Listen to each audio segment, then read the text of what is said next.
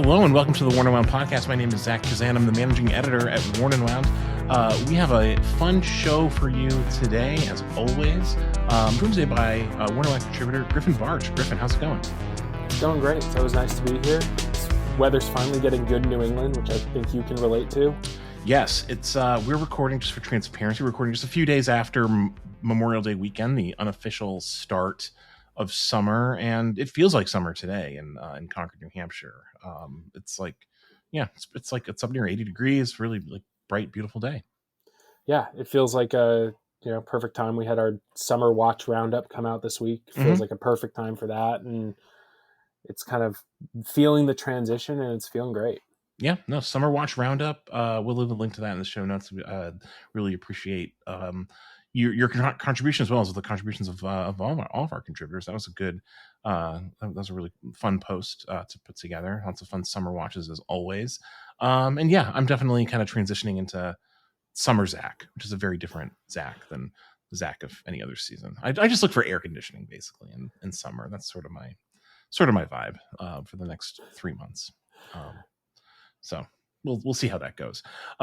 Griffin, I've asked you to come on the podcast today because you recently wrote a fantastic out of office article about your experience in Milan with D1 Milano, the Milan based independent brand. We'll leave links in the show notes to the content that we've written about them in the past. Most listeners, I'm sure, will be familiar with their sketch watch. They've been at Wind Up. So we'll talk to you about that and maybe a couple other things that you've had a hand in producing for the website recently on today's episode. And on the back half of this episode, we have an interview that you conducted while in Milan with D1 Milano's founder, which is a really fun interview as well. So before we get to any of that, though, what are you wearing today? What's on your wrist?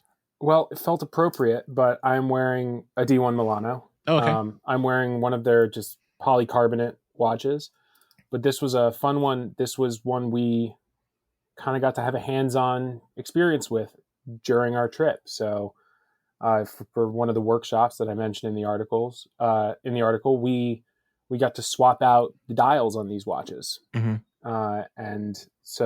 pick from, they had a bunch there, but they were highlighting they've really gotten deep in on this UV printing process to do these custom watches and these one-offs and things. And so I have a little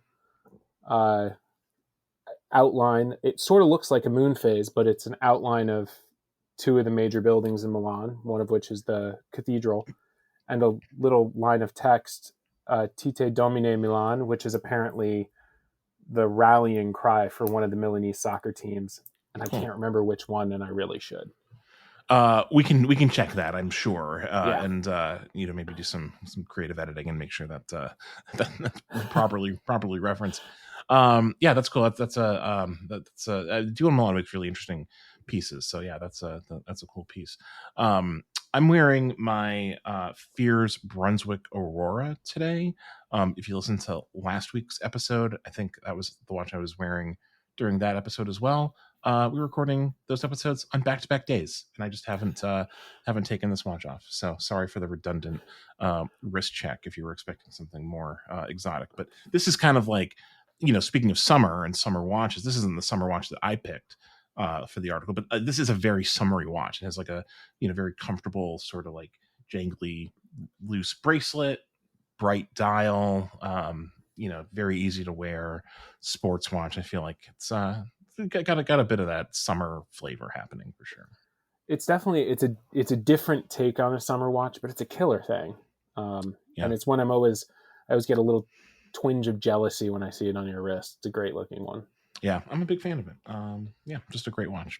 Okay, so let's get into Milan and your trip there with D1 Milano. We won't reproduce either your fantastic out of office piece or the interview that listeners are about to hear shortly. But I'm wondering if you can just kind of like tell us a little bit about your just like impressions of Milan as a city. I think one of the things that really comes through in your out of office piece. There's a lot of great photographs. It just seems like one of the most, I've never been, but it seems like one of the most like photogenic cities, like on the planet. Do I basically have that right? It's beautiful. I think you're pretty much on the money. I had never been either. It was my first trip not my first trip to Italy, but my first trip to Milan, and it's a city that's been high on my list for a long time. It was a city I grew up. It was one of my grandfather's favorite cities, so I always grew up hearing stories about how wonderful a city it was, and it kind of lives up to the hype. I was there for, I mean, literally 48 hours from the time I walked out of the airport to the time I walked back into an airport, and I easily could have spent weeks there just Yeah. exploring and wandering around, taking pictures. It has a Yeah. reputation as like, like one of the world's great like fashion and style capitals. Is that Yeah. like pretty apparent as you're walking around? Is it just like filled with like very well dressed, people? Like that's one of the things that it always strikes me when I'm at Watches and Wonders. It's just like, oh, everyone is like, it looks like everyone's just like plucked from a fashion catalog, like for this event. And I imagine Milan is a similar vibe in some ways. Yeah. I would say it's definitely, it has a higher floor. Mm-hmm. I mean, obviously it's also, there's a lot of that. I mean, people dress beautifully there. You're really aware of the brands that have made Milan their home. Like you're standing in the main cathedral square and you look up and there's massive signs for Gucci and other Mm-hmm. brands like that. So you are both aware of its role in that world, but also everyone's dressed beautifully. Yeah. And even it feels like even the tourists maybe feel like they make a little bit more of an effort. Like you're there, you want to show off a bit. Yeah. So how does D1 Milano as a watch brand sort of like fit into that, sort of into like the city's personality? Like does I guess like kind of like tell us a little bit about what you learned about the brand and like how it presents itself like in their home city. Well, I think, and they make this very clear. They don't think of themselves as a watch brand, and I think kind of approaching them as a watch brand, you do slightly miss the mark. Mm-hmm. At least it doesn't necessarily tell you everything about what they're trying to do. Obviously, they make a lot of watches, and I will say that was one of the things that shocked me most that I learned about the brand is they actually make a lot of watches. Yeah, it's like an extremely high, like it's a lot more than I would have thought. Do you remember off the top of your head what it? I heard a couple numbers, but around 130,000 watches a year is Yeah. about right. And I think part of what they fully admit is that they sell very few of those in North America. Mm-hmm. So we don't necessarily see that. But even as I was flying into Milan, the flight attendant on my plane was wearing a D1 Milano. I saw them around the airport. They're very present, Mm-hmm. and they fit in beautifully. They are kind of trying to take the piss out of really high-end luxury watches. They make no bones about the fact that a lot of their watches have a similar look to some very, very expensive watches. Mm-hmm. And they're just looking to have something pretty fun that you'll enjoy wearing. And they do that great. And that seems a lot to line up with the character of the city. Yeah. So one of the things kind of along those lines that really struck me in the interview that you had with Dario is like he at one point says that like the goal of the brand is to just make things that look nice. And I think that's kind of counter to a lot of what we're told by brands Mm-hmm. who kind of like see watches as tools and useful instruments, and they certainly are that in certain contexts. But for most people, I think, who buy a watch, they're buying something for its aesthetic value, and the idea of a of a brand just like kind of like leaning into that in a space where the conversation is often around like 1,000 meters versus 500 meters of water resistance, and why that is important, and it's really like it's meaningless to the vast majority of people. I just like found that refreshing to hear someone at the top of a brand admit that, like, yeah, they're making objects that they think look cool. Is Yeah. sort of refreshing to me. And they're doing a great job. And I think the watch that got kind of got me to pay attention to the brand was when they did the sketch a few years ago, Yeah. which is a concept that they're expanding on. But even when you dig past it a little bit, these monochromatic polycarbonate watches, their steel ultra thin watches, those are as much watch as almost anyone would ever need. They're totally affordable, and they are really nice. Like the touch points on them are all really nice. And you kind of, if you're not obsessed with these things that we wear on our wrist in the way that we are, I don't know that you could necessarily ask for much more than that. Yeah. Yeah. The sketch watch is definitely sort of like the watch that sort of propelled them to a sort of like viral, status, at least here in the United States. I'm curious, like, do you have a sense of how that watch connected in Italy or elsewhere? Like the brand is, they've been around for a while. They obviously the, sketch was not their first thing. Did you get a sense of whether the sketch was as big overseas as it was here at all? They've iterated on it, this year Yeah. with new versions, skeletonized versions, and so forth. Yeah. My sense is that it did really, really well in the Middle East, Mm-hmm. which it turns out is pretty much their major market. Interesting. And I think that is, broadly speaking, culturally a place where people maybe pay a little more attention to what's on their wrist. They think about watches, and the watches, and they didn't hide around from the fact that like the sketch was an experiment. The sketch was something they were trying. It seemed fun. It absolutely is fun. It's a great looking watch. But I don't know that they necessarily expected people to latch onto it the way they did. Mm-hmm. And the fact that they're doing more of them and iterating on the idea speaks to that. Yeah. Is there, so like, say like you've seen the sketch and maybe you own a sketch, or you just like, it doesn't like ring true to you for whatever reason, it's not appealing. What's like the next thing that people should look at in D1 Milano? Is there like another watch that you think sort of like has the juice, so to speak, of the sketch, but is like a different sort of like design proposition for the brand?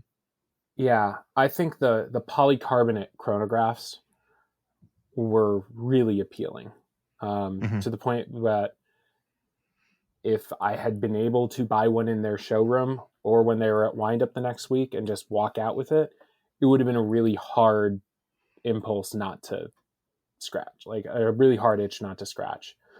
The watches are really good looking because they're polycarbonate. They're really light, so they kind of fit in the same niche and kind of how I collect watches as maybe a Swatch would, Mm-hmm. where it's kind of fun. It doesn't necessarily have to feel serious, but they look really good, and they've got these great. They have these skeletonized dials and these contrast pushers, and they look a little more grown up than the sketch, but equally as well considered and thought out, and they feel very designed in a compelling way. Yeah. It seemed like that was sort of where a lot of the focus was on as part of the like, like the press trip aspect of this. Like that seems like the line that they were kind of like leading you guys towards. Can you tell me a little bit about like what that aspect of the trip was like? Because it's a pretty unique experience. It seems like they took you to they had like an art gallery installation, and there was like an interactive element to it as well. Well, one of the things that was kind of nice about the trip is sometimes these trips, for better or for worse, and it makes sense because the brands are they bring you to these places to experience their product. They want you to tie the experience to the watch. D1 Milano showed us the watches with a fairly light touch. They didn't hammer us over the head with anything, except for one of the art installations where you actually hammered through a piece of slate to get to the watch. So literal hammering does happen. Some literal hammering was around, but they really wanted you to get more a sense of their approach than the watches. Mm-hmm. And that was really exciting, just because it did feel like then when you saw the watches, which was for my group going through the workshops on the day, the last thing we did was actually see any new watches. It felt like, okay, we understand they're trying to have some more fun with personalization and customization. then they had us mixing resins and mixing glow in the dark resins. It's like, okay, so get a sense of what they're doing materially, and then work with one of the artists they work with, and then you saw the watches. And so all of a sudden, it didn't feel like a product line that had been developed from a marketing standpoint, but a product line that was developed because, like, okay, these watches have different, how do I put this? These watches have different sources of inspiration that can be applied really comfortably to the design. So, we had a camo polycarbonate coming out later this year, and we had some Cerakote watches and some new automatic stuff, and these great teardrop shaped women's watches that are, they don't look anything like a Crash, but they kind of have that same feeling, and I think are going to be really popular when they come out later this year. Yeah, it seems like the variety is kind of the point. Like, as a design focused brand, I think that's probably to be expected. It'd be hard to kind of like pinpoint sort of like a house aesthetic beyond like the experimentation that's involved throughout their collection, and maybe the materials, I guess, too, would be a common thread. Yeah, but even then, they've got their whole line of ultra thin steel watches, which those are the ones that I saw the most in person, like in just walking around the city, and I really did see them all over the city. So where do you have any sense of like where they're selling these watches? Like, are they just like available in like Italian department stores, or that they have? You mentioned they have a space in Milan, like a boutique, but so they have a branded boutique in Milan. I think worldwide they said they have about 30 branded D1 Milano spaces. And then they sell in a lot of places like Kith or End Clothing, places where you would go to see a collection of designed objects. So places that like to kind of curate their, not quite department stores, but places that have that broad marketplace, but with some curation. Yeah. And I could easily see, if you're going into End Clothing in London and kind of looking to pull together an outfit from that shopping experience, how a D1 Milano could fit into that really nicely. Introducing the Ecce Figura by Boblu, where Parisian elegance meets architecturally inspired precision. This timepiece is a sculptural statement for your wrist. The Figura's semi-octagonal case, alternating brushed and polished steel, houses Boblu's iconic circular hands and a dial that plays endlessly with the light. Whether you choose the minimalist monolith series or the textured artistry of series number 1, each watch is powered by the premium Miyota 9015 automatic movement and crafted to surprise. Boblu doesn't just mark time, it redefines it. To learn more about the Figura collection, please visit bobleu.com. That is BEABLEU.com. Now, back to the episode.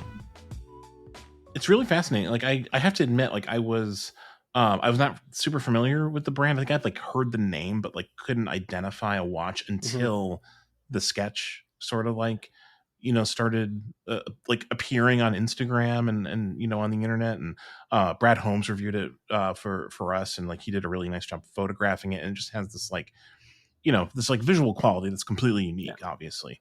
And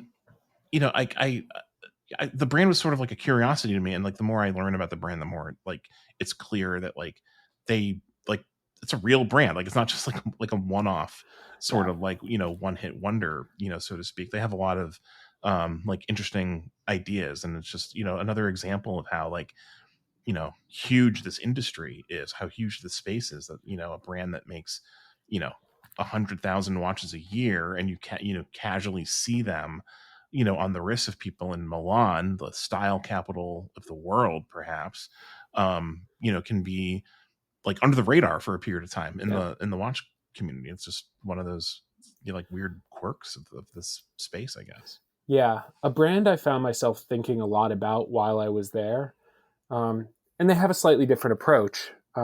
Aside from anything, just their base price point is at a different place.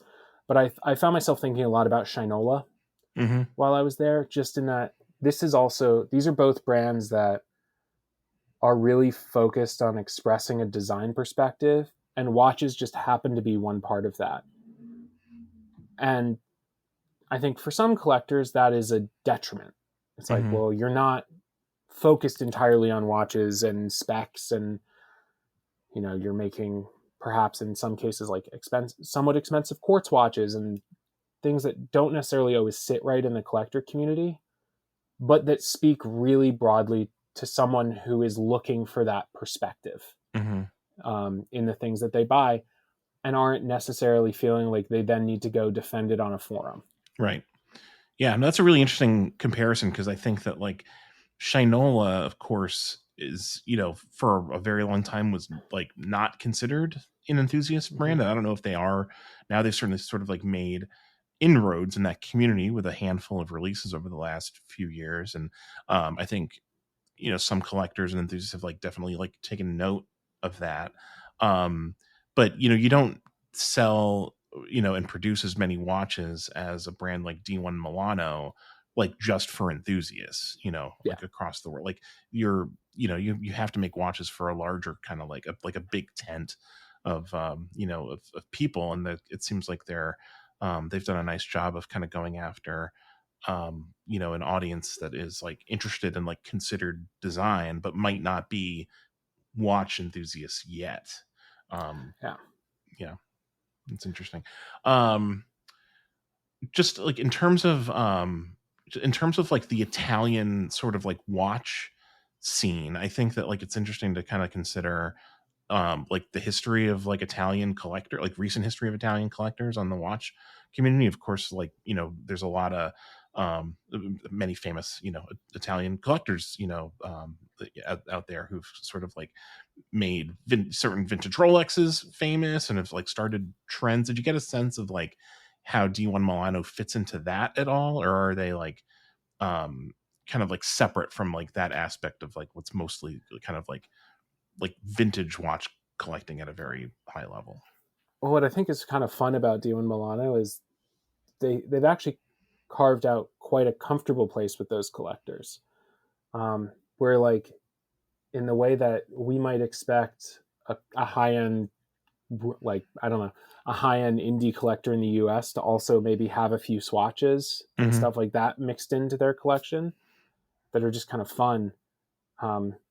Watches like the Sketch, watches like the Ultra Thin, their chronographs, they had a lot of great local collectors there who all had D1 Milanos that they could wear to the event. And I even saw there were a couple people wearing pretty intense, like old Cartier stuff on one wrist and a D1 Milano on the other. And I think what is kind of the hallmark of those Italian collectors, or what we at least attribute the hallmark as being, is that look for well-considered things. And so it's drawing them in a way where it can be a brand they just have fun with. Yeah. Yeah. I mean, they have good taste, like they're like they're tastemakers. That's the reputation that I think the Italian watch collecting community has. So yeah, I think it's like not insignificant if they're embracing D1, kind of like at any level at all. I think that's notable. Well, that's great. Griffin, I'm glad you were able to make that trip happen. I know that being in Milan for a couple of days in the springtime is a tough assignment, but I'm glad you were up for handling that. Like I said, we'll leave a link in the show notes to your out of office piece, which again just has like really fantastic photography of a very very photogenic city. Before I let you go, I did want to talk to you real quickly about a video that you were involved in, which we'll also leave a link to in the show notes, on 90s watches. Lots of good commentary on this video in the comments on YouTube. I thought you guys did a really, really nice job. It's you, Devin, and Zach Weiss kind of talking about like 90s design. And you showed us an old swatch that was pretty banged up. And I know that you have an announcement to make, along those lines regarding that watch. So go ahead. I'll let you have the floor. Yeah. So if you watch the video, you'll know, if anyone watched the video, they'll know that I have this late 90s Swatch Scuba 200 Irony chronograph. The sine curve is the specific model. That in a lot of ways is the Rosetta Stone for my current watch collecting and watch taste.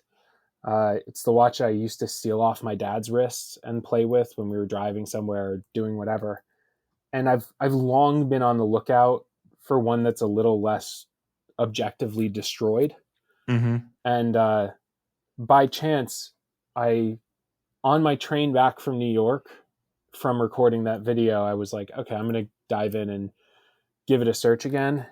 And on Etsy, I found the watch, and it's in aesthetically perfect condition.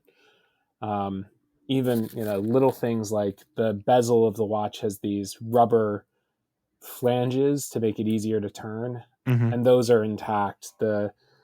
Even like the spring bars have not been worn down in the slightest. So they have that classic Swatch thing where at the end of the strap, they kind of stick through the watch case a little bit.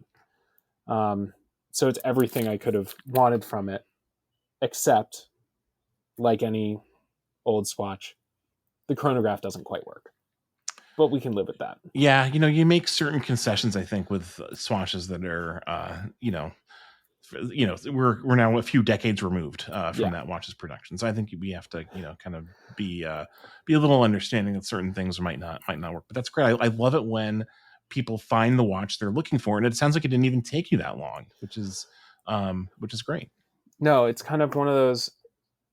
When I really got motivated to start looking for it, it happened quickly, which I think is a classic tale of watch collecting. When something's out of the corner of your eye, it might be hard to find, but mm-hmm. And I don't know that I would be lucky enough to find another one anytime soon. But I also don't think there's probably that many other people on the planet looking for them. So yeah, at any given time, I wonder how many people are searching for that particular watch. Probably not too many. That's good that you found that on Etsy, though. That's an untapped resource, I feel like. The seller had a lot of good vintage Swatch stuff. Yeah, maybe there's a piece of content there. The best watches on Etsy, and then it won't be. We'll blow up its spot, and it won't be an untapped resource anymore, and we'll ruin it for ourselves. Yeah. Any other thoughts on 90s watches that you had, after kind of seeing the video and some of the comments? I love that era because for me it's very tied to it's nostalgic for me because I came of age in the 90s. I'm a little older than you. I was born in the early 80s, and so I can remember seeing things in the 90s that shaped and still shape my outlook on, what I like and don't like today, whether it's, a watch or a car or movies and music and things like all the stuff I took in the 90s, informs my taste today. I'm wondering, is it different for you because you're a little younger? Do you look at that decade a little bit different? If anything, I think it's almost more foundational for me. I was born in the middle of the 90s, but, for me, the cars that were actually on the road when I was little, the movies that were on TV, all that 90s stuff was what was just around me. Because, it wasn't in 1996, a 1996 model year car was a little bit, you were sharing the roads with a lot of cars from the 80s. By the time I was a kid, it was all 90s stuff everywhere. Some of my first memories of watches are Tag Heuer billboards showing links and stuff like that. Yeah, so, the links were, that was the real thing. So I think it actually really, a lot of my favorite cars are from the 90s. A lot of my favorite watches are from the 90s. I wrote the big review of my Omega Seamaster, which is a quintessential 90s watch, and it is one of my favorite things ever. Mm-hmm. But you were too young to see Bond in the theater, though. It's a different. We're interacting with that stuff in different ways because no, absolutely, it's definitely. But I think it also helps that that we then went into the 2000s, and I've pretty much wholesale rejected all the design stuff of the mid 2000s. Yeah, well, that was that that it'll be interesting when like we're, maybe like 5 or 6 years out from now, like how people look back on like that period of of watch design and everything else. Like I think that was a fallow period for maybe just for culture in general. That like mid 2000s periods. And I think the other thing the 90s don't necessarily get credit for in the watch space, and I've a long time ago I wrote some sort of stories about this, but maybe it's probably worth my revisiting. Modern watch collecting was really born in the 90s. A lot of both how we collect and what we collect kind of came up in the 90s. Tag Heuer really started the vintage reissue thing, and with the 96 reeditions of the Carrera. And so a lot of the through lines of how we look at watches now really have a lot more to do with the 90s than they do the 50s and 60s, as much as we'd like to pretend. Yeah. So I think it's an oddly important decade for watches, and that the watches happen to also be really fun is a great point in its favor. Yeah, no, I think that's well said. We'll leave a link again to the YouTube video if you haven't seen it. Definitely comment on it. There's a lot of cool watches that make appearances in that video. It's a really fun conversation. We're gonna go to Griffin's interview with Dario in a moment, but before that, it's cultural recommendation time. Which you reminded me of, Griffin, right before I hit record. I do have a cultural recommendation that I want to highlight, but I know you have one as well. So why don't you go first? What's your cultural rec for this week? So I have two, and the first is, I think, going to be slightly divisive, and it's also it's been around for a bit. But obviously, there's been a lot of discussion about The Last of Us recently. Season 2 was discussion. Had mixed responses, I would say. That's being kind, I think. But what I would say is, especially if you liked season 1 and were maybe a little bit let down by maybe the scope or whatever of season 2, I would implore you to go play the video games. And I'm not a gamer. I'm not someone who's really deep in games. I maybe play a game or two a year. I mostly play Mario Kart when I do play video games. But The Last of Us and The Last of Us Part 2 are masterpieces of storytelling. And whether or not you liked, or if you were intrigued enough by the show to get through season 2, I think it'll be worth your time to go play the games. That's a good recommendation. I mean, I'm not a gamer.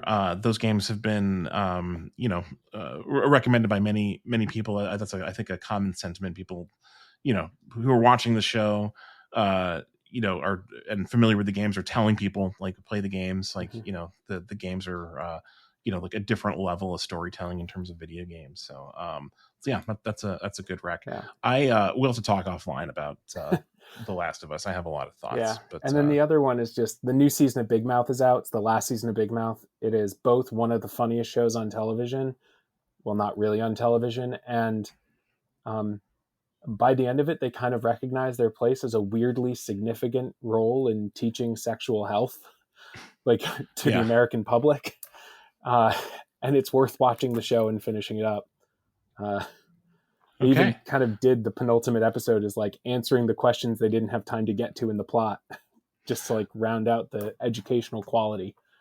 I didn't realize that was ending. So that's a good rec as well. We'll leave a link in the show notes to some Big Mouth content. My cultural recommendation. So I was scrolling through Instagram and I saw someone post about this yesterday, and it just kind of got me excited. Speaking of like mid 2000s, like mid aughts stuff, this is a high point in mid 2000s culture. The indie rock band Grizzly Bear, I don't know if you're familiar with them, Griffin, but they were, I don't know if you call them like a sensation, like they were like critical darlings, in the indie rock community, and starting around like 2006 2007, and they've been like pretty inactive since around 2018 2019, I think was when they last toured. Their last full-length album came out in I think 2015, and they're getting back together to tour at the end of this year. They're doing like it's a very small tour. There's like 6 shows. They're doing like 3 nights in Brooklyn and then going to Chicago, and then I think they do a night in San Francisco and a night in Oakland, if I'm not mistaken. But they're also reissuing their 4 key albums on vinyl, which I believe have been remastered, and they always sounded great. Like, the thing about this band is I always sort of thought of them as like a modern kind of like analog to like a band like Pink Floyd. Not that they sound like Pink Floyd at all, but like they're like a real studio band, and all of their albums have like a really distinct like kind of audio like personality. Like, they're very, very well produced. So I'm curious to hear these new albums on vinyl, and just to see like if they've what they sound like, because they're just like really fun to listen to. So I'll leave a link in the show notes to some Grizzly Bear content. They're one of my favorite bands from that period. I don't know if I'll get a chance to see them when they when they have these shows towards the end of the year. I'm sure those tickets will be very hard to get because elder millennials like me will be after them for sure. But yeah, that's my cultural rec. I will say it looks like their dates in Brooklyn are the week of Wind Up, so you'll be in town. Yeah, that's also like right after my birthday. So if anyone wants to get me a birthday gift, I would love to see Grizzly Bear live. I've seen them live before. Really, really fun show. Fun band to see live. But yeah, maybe that's something to look into, since it looks like, yeah, I think you're right. I think I will be in New York like at exactly that time. So yeah. Cool. All right. I'm going to Grizzly Bear, guys. Griffin, thanks again for coming on the podcast. Really appreciate it, as always. It's nice to have you on the mic again. And we're about to hear you again with Dario from D1 Milano. So that's what you'll hear right after this. Thanks again, everyone. We'll see you next time on the Warner Around podcast. It's always nice to know you're listening and enjoying the podcast. Leave us a review and do all that stuff if you're liking the show. And we'll see you next time. Thanks.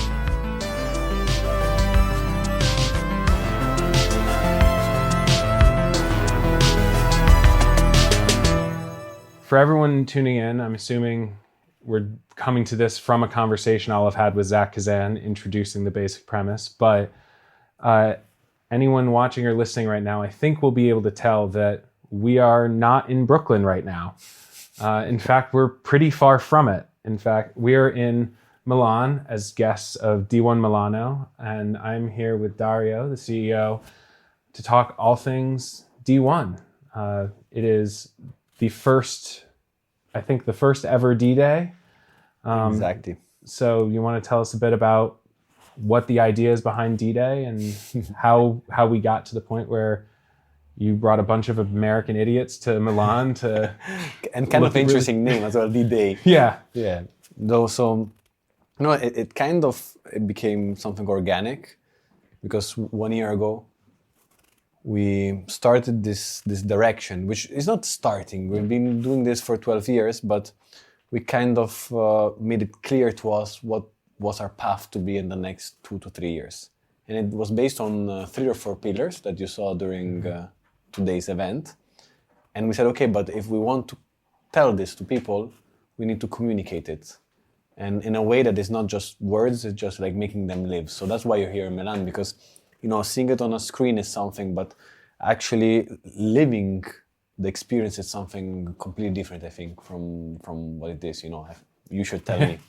I think it absolutely is. I think we were talking a little bit about this off mic, but while D1 has been around for a long time, it's a fairly new brand for the United States. And I think it's one that we don't necessarily have a strong handle on yet. So coming and seeing it in the context of Milan, seeing your wonderful space, really feels like it's opening up a new perspective on the brand for us. And it seems interesting. It seems like we're here at a real inflection point for D1 Milano. Let's hope, but that was a bit the point, because, moving forward, I said today, yes, the product is important, but for us, the product is our approach to things. So it's the way we do things. We have a Dadaism, pop art reinterpretation of things. We take a lot of cues from design elements in Milan. We remix and re-edit things that people know in a different light.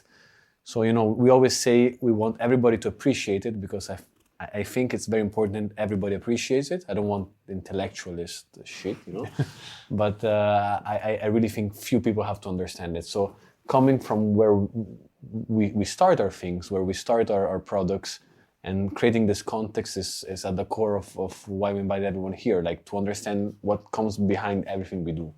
Yeah. And kind of loosely off that, could you, for the people who weren't lucky enough to sit down and watch your presentation, kind of elaborate on those 4 pillars that you mentioned that kind of make up D1? Sure. So first, the pillars come from our view of the world today, how it's going to evolve. And I always say it's very personal, subjective. But we believe that there's 4 main, let's say, directions the world is getting. Content is for sure king.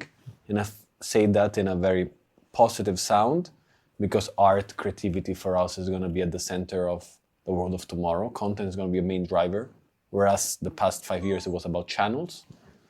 There's going to be a strong polarization of distribution. There's going to be a strong emphasis on experiences, and at the same time a strong emphasis on local stories. So all of these together created what we call, like our D1ism, so the way we see things.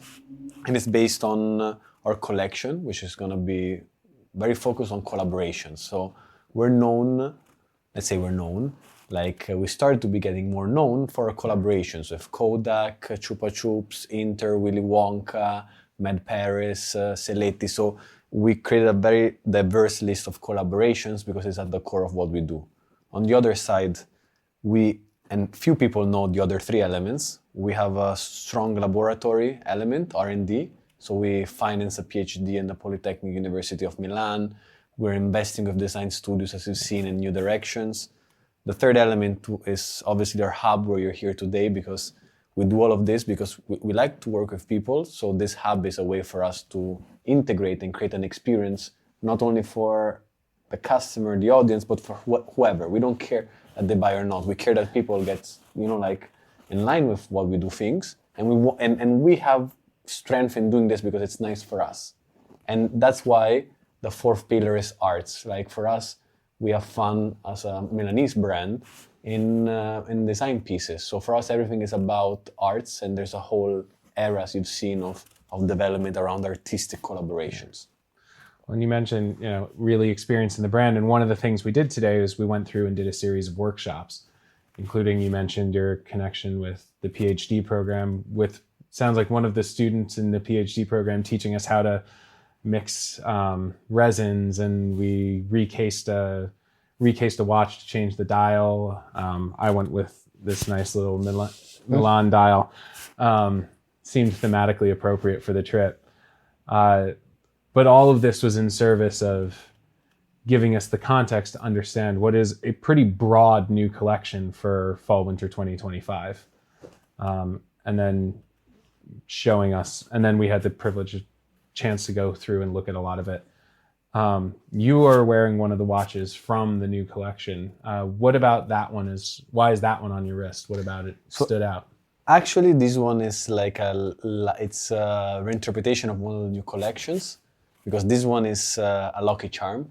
I'm kind of don't like to change too much, so I have my lucky charms I create for myself. But the collection is inspired obviously by our polychrono collection, so our polycarbonate. And what we did in fall/winter is we created a skeleton mask, because for us it was very important to create something that was very dynamic. So we believe that we are a design accessory, so the most important thing is we do not have heritage. We create our heritage by the approach we do things. And what we like to do is we create things on a way of, we say we never reinvent the wheel, but we play it smarter. So in the sense of the chronograph, we have a very simple quartz chronograph, but on a polycarbonate case, it will be very cool to skeletonize it. So we skeletonize the movement on a quartz chronograph to make it affordable and at the same time cool looking. Yeah, and thinking of skeletonization, I think the watch that when people see it will really jump out at them are your new skeletonized Sketch models. I think, at least in the United States, the Sketch watch has been a real standout for the brand. I've seen the reaction when people see it at wind up and just on people's wrists. And even last night I was having dinner with a colleague here, and he was wearing his, and it's like, oh yeah, that really is very cool when you see it in person. But you've really expanded that collection, both with one of these skeletonized chronograph and now an automatic one. And you've thoroughly brought that sketch concept to the skeletonization. What was the thinking behind that? What was it about that watch that seemed like it, for most people, that would be the end of a design process. But as you said, you don't have a heritage to constrain you. Another watch similar to the one you're wearing, but building off this idea of skeletonization, is you've really expanded the sketch collection with these new watches coming out soon. And I think people are going to get really excited about it. For a lot of people, that kind of idea of a watch, the sketch watch, would be the end of a design process. It would be an interpretation of an earlier design of the form of a watch. But it really seems to have been a jumping off point for you.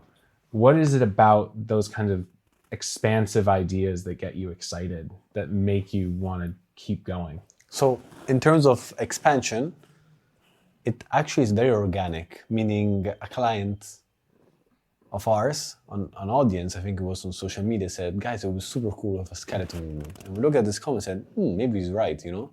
I don't think there has to be, like, obviously, people think that you have to have a nice idea, a nice structure, ex ante. It's not true. The strength of creativity can be cross-collaboration, it can be cross-collaborative. So in this sense, like, we created something, it boomed without us expecting it. And then people started asking us, why don't you do it like this? Why don't you do it like that? And we hear, because I think it's important to be curious, and we tried and said, you know what, it's crazy, because at the end of the day, the skeleton you're talking about, the skeleton movement, is a cerakote finishing on stainless steel. So it's quite expensive, and it's still a skeleton watch. So it would be crazy to put like a sketch on that price point, because it's going to go around $800. Yeah. But for us it was, you know, why not? Like, it looks cool, you know? And we just did it. That's great. And there's also the sketch, staying with the polycarbonate, you also have the new sketch chronograph, which I think is another great expansion. Other watches in the new collection are a further departure from what people expect from D1 Milano. Is it nice to, you mentioned that, you know, D1 Milano doesn't have a heritage.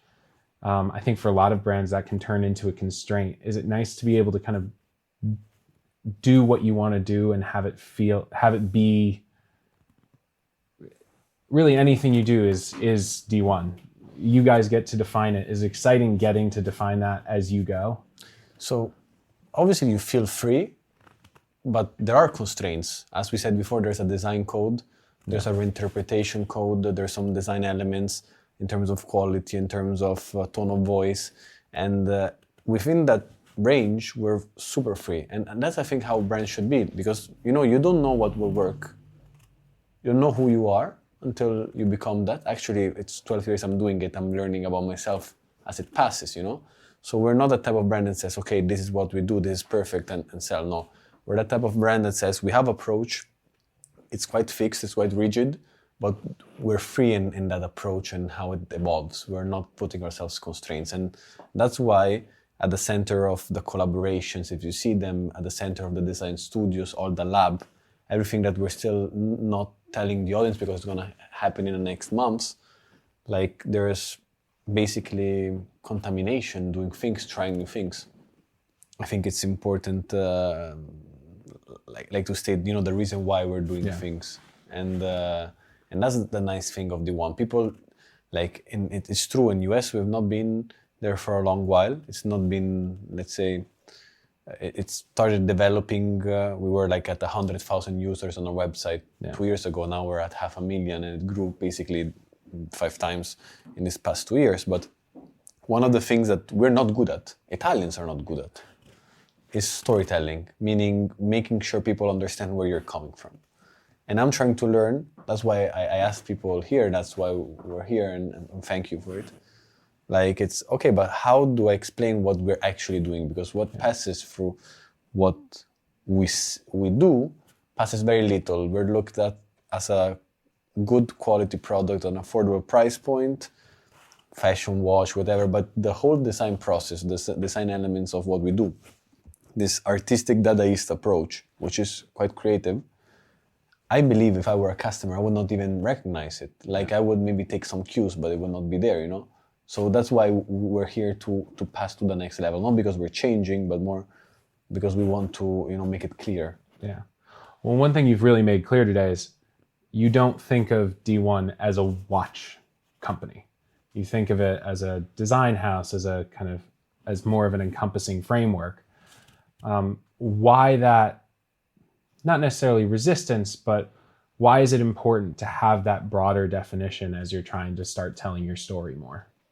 So I should not say it, but I believe any industry in terms of retail products, especially affordable, are dead if they're, let's say, stuck to the original traditional definitions. And the reason is, if you look at our segment, it's not booming. It's actually going down year on year. Since I started year one, basically went from zero. Today we sell around 130,000 watches a year. And every single year, we went from 500, 1,000, 2,000, 5,000. And we're very stable. We're not the booming brand. Yeah. Like we constantly grow step by step, because for me, it's about consistency. And every single year, people are telling me, oh, the market is down. Oh, nobody's buying. So I've always heard about this. And I think if you frame yourself to think that you're in the industry, you're going to have a lot of excuses of why you're not going to succeed. Instead, if you define yourself as why should I be different from the rest, then, you know, you can grow. You can, you frame your mindset to do what you're always accustomed to do. It's not true people don't buy watches. It's not true people don't buy affordable watches. They don't buy things that don't have a story. So when I'm saying we're not a watch, is because the broader definition is we are a watch that has a very creative, design-oriented soul in the communication, in the way we create products, in the way we reinvent products, because the first product we did was a reinterpretation, and that's at the core of what we do. So yeah, it's to frame people to understand why even a struggling industry, there's a part of it that is very successful. Right. And yeah, I mean, you talked about reinterpretation this morning. You talked about even the idea of subversion, kind of defying people's expectations for what, say, an integrated bracelet watch should be. Should it be a wildly expensive luxury thing, or should it be something fun and colorful and playful that is approachable? And I think approachable is actually a really good word to define the brand, especially now seeing you all here. It's been so warm and welcoming. And I went by, you know, late at night last night, so far after the boutique was closed, but I went by the boutique last night and it was, you know, dark and the light was coming out of it. It's like, oh, it just looked like a place you wanted to go into.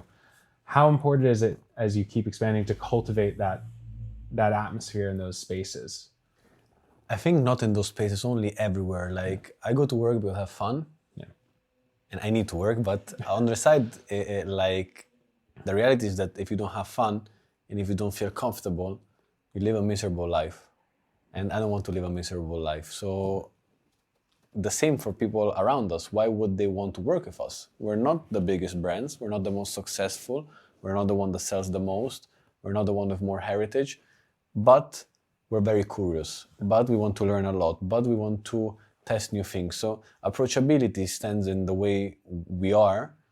Otherwise, the whole brand would not exist. Yeah. Yeah, it was fun even just as we all started to move into workshops, seeing your staff sitting in the courtyard playing ping pong together, just having a fun time. It looked like it was the whole ethos of that was shining through from the people who were there. It was nice to walk out and walk between the workshops and just see them all laughing and having fun. Hard not to feel a little jealous, although we were also having a great time. And then thinking back on the workshops, how did you hone in on what you wanted us to see today? Like which workshops we were going to do? Like what was the thought process behind what you brought us through? So it started as a way to explain that, you know, it's very easy to explain somebody when they're inside our home what we represent, but then what comes out to the audience, which I would like to know everybody who gets in touch with our brand, it's very hard. And I call it the telephone without cables, like it's the game you are playing when you're small. So I think we're still a long way to go. We're still very inefficient. I have still to learn a lot and make a lot of mistakes, because my goal is to create the messages as most linear and simple and clear as possible. And the workshops were a simple way to drive people a bit closer to the experience we want to tell them. When we're talking about materials, doing the workshop with the residents, it's talking about that. When we're talking about creatives and artists, when you're doing the workshop with the artist, you're talking about that. So when we're talking about a personalized, unique experience, building your own printed in Milan watch, because that watch is basically assembled and printed, and everything is designed in Milan because we have here the UV printer. It's a special watch. It's the same watch basically as everybody else, but that dial made here makes it special because you made it. Yeah. So all of these elements, I thought by telling people it's very hard, and I'm trying to understand how can I communicate always more people. My dream would be to communicate this in a real authentic way to everybody who gets in touch with the brand. The reality is that 95% of people get to see very limited amount of the brand because they see it on a story, they see it on a website, they see it on a store. So I'm trying to create a more coherent message. And so to the idea of a coherent message, is there one watch you would point to? If you were trying to explain the brand to someone in one of the watches you have, like which watch would you point to as this is kind of the idea of D1 Milano distilled? And then on the flip side of that, if you were to point to one watch to be like, and this is the extreme of that kind of shows the range. Okay, so for me, the first watch of D1 would be all the collaborations. When I open like Kodak, I open Willy Wonka, I open FC Inter. The FC Inter was inside the book that we created with 12 artists, and you had the packaging that was a coffee table book. It was so cool. Or the Willy Wonka had like a packaging that resembled like the part where the chocolate guy got stuck, the elevator. And there was the golden case behind, and there was the Willy Wonka inscribed. So there was so many references, and that's the one, full of design and references there. So I would pinpoint that as the number one, and that's where we're directing ourselves, the new collabs that we showed today in terms of spoilering. But at the other side, there's the one I would wear every day. So there's the skeleton, the ultra thin and stainless steel. These are basically the watches that we sell a lot, because people who understand the ethos get them as the everyday watch, the watch they can wear every day. You cannot go every day with a brown chocolate watch, but both coexist. That makes a world of sense, and I think it's been cool to watch, to see those all have a home in one spot on the table. And I will say, it'll be, as these roll out over the next few months and people start to see them, I think people will get excited. And I'm sure when people get to see a little bit of a preview of it at Wind Up now, at the time of recording this, a little over a week from now, I'm sure people will get really excited getting to see them in person in San Francisco. But then, that communication, you mentioned 130,000 watches a year. You're reaching a fairly wide audience now, and it's a fairly global audience. Have you started to find that how you have to approach a Middle Eastern audience or an American audience differs from how you can communicate with an Italian audience? So we're very bad at this. And the reality I appreciate your honesty with that. Yeah, we're very bad. I think you have to be honest with oneself. The reality is that we sell to many different countries, and they're very different, and we communicate always the same way. And the reality is that we don't know why, but we believe that our product, why there's the only common denominator is that people say, it looks much more expensive than it is, and it's cool. These are the two elements. Everybody, you can go from Middle East to Cambodia to Thailand to New York. Everyone who's gonna buy it says, good value for money. It looks much expensive for what it is, and it has a very cool style. And the way we're communicating in the future is to make sure that we can create local stories, because as you've seen also in the spoiler, for us it's important to make design-wise Italian stories that do resonate with local audiences, because we have fun. We have cultural, like collaborations. We work now with a Middle Eastern poet, and it was very interesting to understand his way of thinking, his approach to poems. And I love autobiography, so I was asking him a lot about his history, and you learn. And I think it's part of why we do what we do. At the core of what we're gonna do is not communicating because we want to communicate with the audience, it's because we want to work with these people and create something that is really global. That makes full sense. Obviously, I don't want to keep you talking for too much longer because you've been talking all day. But I do have one last question, which is, if there was one message you wanted the broader watch buying audience to see, and just people interested in D1 Milan to kind of understand, to take away from a day like today and from the brand in general, what's that one message you'd hope that they can take away from this? That we're a curious brand. I think our curiosity is under-communicated, and it's at the core of what we do. We don't have a crystal ball. I think nobody has, but that's my personal opinion. And we do things because we like to improve and we like to collaborate with people. So this collaborative mindset, which is ingrained in what we do, I think we are not still communicating it enough. That's why we're getting outside and saying, listen guys, that's how we think, that's how we develop all of our products. Perhaps there's ways of seeing things, but that's who we are. And I think if people understand the curiosity behind what we do, then it would be very nice to appreciate the products that we do. Otherwise, it would not fit, it's only a product. It makes a world of sense.